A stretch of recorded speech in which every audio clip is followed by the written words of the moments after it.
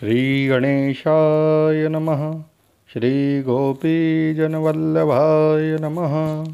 श्रीमद्भागवत महापुराण प्रथम स्कंद अथ दशमोऽध्याय। श्री कृष्ण का द्वारका गमन। शौनक जी ने पूछा, धार्मिक शिरोमणि महाराज, युधिष्ठिर ने अपनी पैतृक संपत्ति को हड़प जाने के इच्छुक आतताइयों का नाश करके अपने भाइयों के साथ किस प्रकार से राज्य शासन किया और कौन कौन से काम किए, क्योंकि भोगों में तो उनकी प्रवृत्ति थी ही नहीं।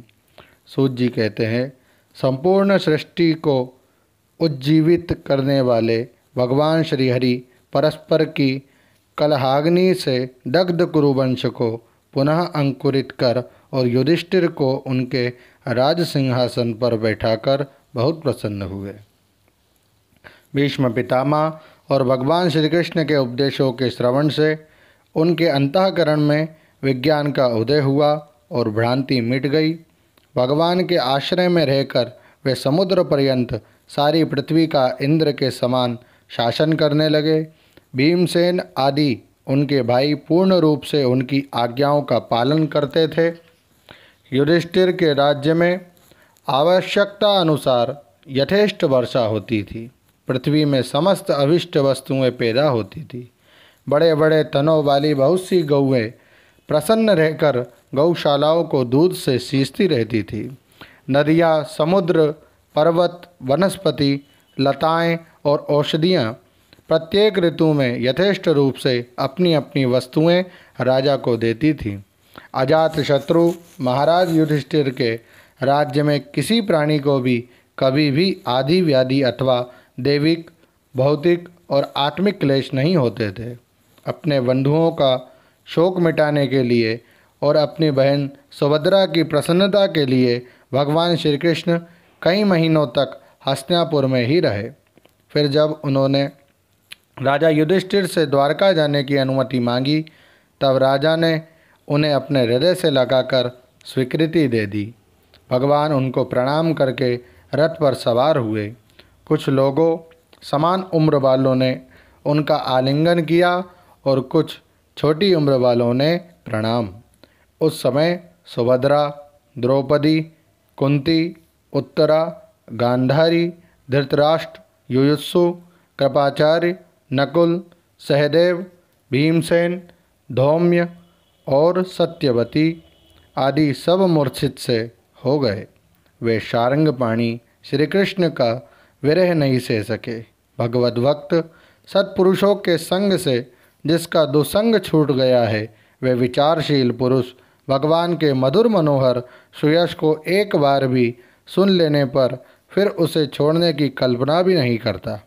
उन्हीं भगवान के दर्शन तथा स्पर्श से, उनके साथ आलाप करने से तथा साथ ही साथ सोने, उठने, बैठने और भोजन करने से जिनका संपूर्ण हृदय उन्हें समर्पित हो चुका था, वे पांडव भला उनका विरह कैसे सह सकते थे। उनका चित्त द्रवित हो रहा था। वे सब निर्निमेष नेत्रों से भगवान को देखते हुए स्नेह बंधन से बनकर जहाँ तहाँ दौड़ रहे थे। भगवान श्री कृष्ण के घर से चलते समय उनके बंधुओं की स्त्रियों के नेत्र उत्कंठावश उमड़ते हुए आंसुओं से भर आए, परंतु इस भय से कि कहीं यात्रा के समय अपशकुन न हो, उन्होंने बड़ी कठिनाई से उन्हें रोक लिया। भगवान के प्रस्थान के समय मृदंग, शंख, भैरी, वीणा, ढोल, नरसिंगे, धुंदुरी, नगारे, घंटे और धुंदुभियाँ आदि बाजे बजने लगे।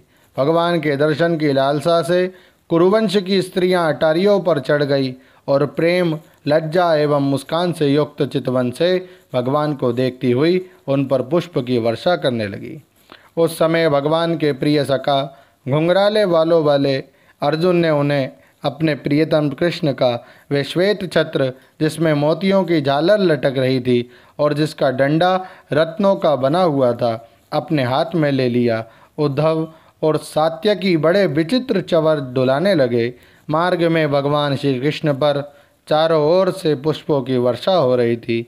बड़ी ही मधुर झांकी थी।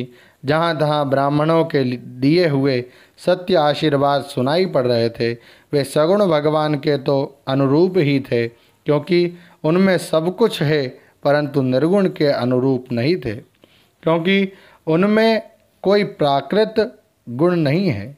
हस्तिनापुर की कुलीन रमणियाँ, जिनका चित्त भगवान श्री कृष्ण में रम गया था, आपस में ऐसी बातें कर रही थी जो सबके कान और मन को आकृष्ट कर रही थी। वे आपस में कह रही थी, सखियों, ये वे ही सनातन परम पुरुष है जो प्रलय के समय भी अपने अद्वितीय निर्विशेष स्वरूप में स्थित रहते हैं। उस समय सृष्टि के मूल ये तीनों गुण भी नहीं रहते। जगदात्मा ईश्वर में जीव भी लीन हो जाते हैं और महत्त्वादी समस्त शक्तियाँ अपने कारण अव्यक्त में सो जाती हैं। उन्होंने ही फिर अपने नाम रूप रहित स्वरूप में नाम रूप के निर्माण की इच्छा की तथा अपनी काल शक्ति से प्रेरित प्रकृति का, जो कि उनके अंशभूत जीवों को मोहित कर लेती है और सृष्टि की रचना में प्रवृत्त रहती है, अनुसरण किया और व्यवहार के लिए वेदादि शास्त्रों की रचना की। इस जगत में जिसके स्वरूप का साक्षात्कार जितेंद्रिय योगी अपने प्राणों को वश में करके भक्ति से प्रफुल्लित निर्मल हृदय में किया करते हैं, ये श्री कृष्ण वही साक्षात परब्रह्म है। वास्तव में इन्हीं की भक्ति से अंतःकरण की पूर्ण शुद्धि हो सकती है, योगादि के द्वारा नहीं। सखी, वास्तव में ये वही है जिनकी सुंदर लीलाओं का गायन वेदों में और दूसरे गोपनीय शास्त्रों में व्यास आदि रहस्यवादी ऋषियों ने किया है, जो एक अद्वितीय ईश्वर है और अपनी लीला से जगत की सृष्टि, पालन तथा संहार करते हैं, परंतु उनमें आसक्त नहीं होते।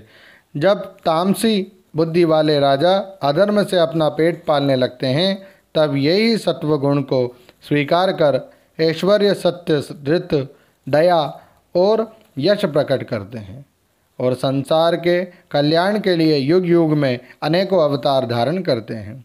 अहो, यह यदुवंश परम प्रशंसनीय है, क्योंकि लक्ष्मीपति पुरुषोत्तम श्री कृष्ण ने जन्म ग्रहण करके इस वंश को सम्मानित किया है। वह पवित्र मधुवन ब्रजमंडल भी अत्यंत धन्य है, जिसे इन्होंने अपने शैशव एवं किशोरावस्था में घूम फिर कर सुशोभित किया है। बड़े हर्ष की बात है कि द्वारका ने स्वर्ग के यश का तिरस्कार करके पृथ्वी के पवित्र यश को बढ़ाया है। क्यों ना हो, वहाँ की प्रजा अपने स्वामी भगवान श्री कृष्ण को, जो बड़े प्रेम से मंद मंद मुस्कुराते हुए उन्हें कृपा दृष्टि से देखते हैं, निरंतर निहारती रहती है। सखी, जिनका इन्होंने पाणी ग्रहण किया है, उन स्त्रियों ने अवश्य ही व्रत, स्नान, हवन आदि के द्वारा इन परमात्मा की आराधना की होगी, क्योंकि वे बार बार इनकी उस अधर सुधा का पान करती हैं, जिसके स्मरण मात्र से ही ब्रजबालाएं आनंद से मूर्छित हो जाया करती थी। यह स्वयंवर में शिशुपाल आदि मतवाले राजाओं का मान मर्दन करके, जिनको अपने बाहुबल से हर लाए थे तथा जिनके पुत्र प्रद्युम्न, सांब, आम्ब आदि हैं, वे रुक्मिणी आदि 8 पटरानियाँ और भौमासुर को मारकर लाई हुई जो इनकी हजारों अन्य पत्नियां हैं, वे वास्तव में धन्य हैं, क्योंकि इन सभी ने स्वतंत्रता और पवित्रता से रहित स्त्री जीवन को पवित्र और उज्जवल बना दिया है। इनकी महिमा का वर्णन कोई क्या करे। इनके स्वामी साक्षात कमल नयन भगवान श्री कृष्ण हैं, जो नाना प्रकार की प्रिय चेष्टाओं तथा पारिजातादि प्रिय वस्तुओं की भेंट से इनके हृदय में प्रेम एवं आनंद की अभिवृद्धि करते हुए कभी एक क्षण के लिए भी इन्हें छोड़कर दूसरी जगह नहीं जाते।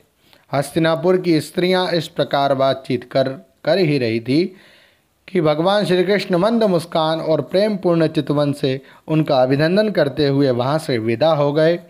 अजात शत्रु युधिष्ठिर ने भगवान श्री कृष्ण की रक्षा के लिए हाथी, घोड़े, रथ और पैदल सेना उनके साथ कर दी।